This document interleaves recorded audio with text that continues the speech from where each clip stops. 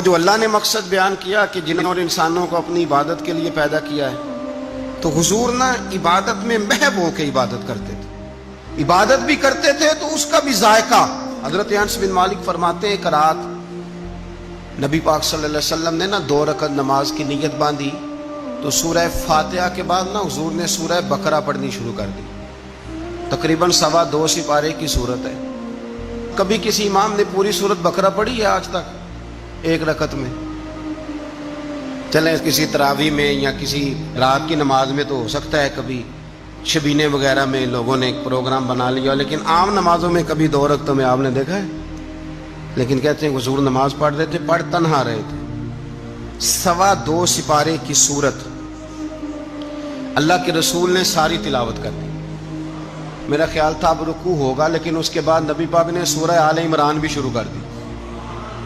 فرماتے ہیں پھر جہاں رحمت کی آیت آتی مجھے یوں لگتا کہ حضور کی توجہ رحمت کی جانب ہو گئی، اور فرماتے ہیں جہاں عذاب کی آیت آتی مجھے یوں لگتا کہ حضور اللہ سے اس کی رحمت مانگنے لگے۔ فرماتے ہیں پوری سورہ بقرہ، پھر پوری سورہ آل عمران، میرا خیال تھا یہاں رکوع ہوگا، لیکن میرے نبی نے تو سورہ نساء بھی شروع کر دی۔ کہتے ہیں پوری سورہ نساء پڑھ کے رسول پاک نے رکوع فرمایا، اور اتنا لمبا رکوع کیا کہ مجھے لگا کہ سر اٹھائیں گے بھی کہ نہیں۔ پھر حضور نے سر انور اٹھایا اور سجدے میں گئے تو اتنا لمبا سجدہ کیا کہ مجھے لگا کہ سر اٹھائیں گے بھی کہ نہیں۔ میرے رسول پاک علیہ السلام اس ذوق سے، دیکھیں نا کام کرنا جو ہے تو مزہ لے کے، ذوق سے، سجدہ ذرا مزہ لے کے، رکوع اور ذرا مزہ لے کے۔ وہ میں نے پہلے بھی آپ سے کہا تھا کہ ہمارے استاد فرمایا کرتے تھے لولے لنگڑے کام نہ کیا کرو، تھوڑا سا کر لیا، تھوڑا سا چھوڑ لیا، بے مزہ بے ذائقہ کام کرو تو ذرا اس میں وہ کہ ذرا کھوب کے، ذرا مزہ لے کے۔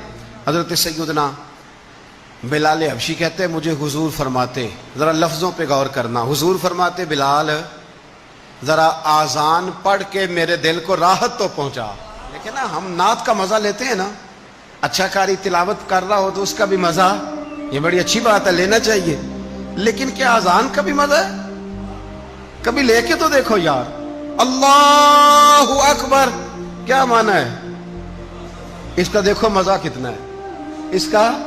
ڈاکٹر تجھے کہہ دے تیرا علاج نہیں ہو سکتا، پر تو اسے کہہ اللہ اکبر، بڑا تو سب سے اللہ ہے، تو جب اللہ بڑا ہے تو پھر وہ بڑے فیصلے کرے گا، وہ فیصلے بھی اپنی شان کے لائق کرے گا۔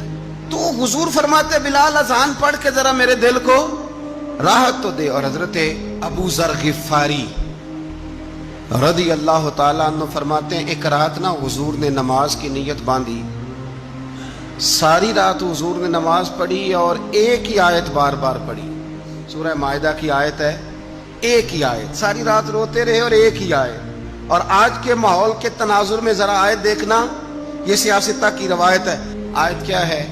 اللہ اگر تو انہیں عذاب دے گا تو بندے تو تیرے ہی ہیں نا، اگر اللہ تو انہیں بخش دے گا تو غالب حکمت والا ہے۔ اللہ اگر تو عذاب دے گا، ان تعذبہم فإنہم عبادک، اگر تو عذاب دے گا تو بندے تیرے ہیں، وإن تغفر لہم فإنک انت العزیز الحکیم، اور اللہ تو اگر معاف کر دے گا تو غالب حکمت والا ہے۔ اس آیت کا ذرا مزہ لیں، اے اللہ اگر تو انہیں عذاب دے تو بندے تو تیرے بندے ہیں، اللہ یہ تیرے ہیں، مالک تیرے پیدا کیے ہوئے، یہ اپنی مرضی سے نہیں آئے، تیری چاہت سے۔ الذی خلقک فسواک فعدلک فی ای صورۃ ما شاء رکبک، یہ تو نے سجائے، تو نے سوارے، یہ تیرے ہیں۔ تو میرے رسول کریم صلی اللہ تعالی علیہ وسلم عبادت بھی کرتے تو ذوق سے کرتے۔ ہمارے ہاں جب کسی کو زخم لگتا ہے تو ہائے کرتا ہے، تکلیف آتی ہے تو واہ بیلا کرتا ہے، شور مچاتا ہے، ڈاکٹر کی طرف جاتا ہے۔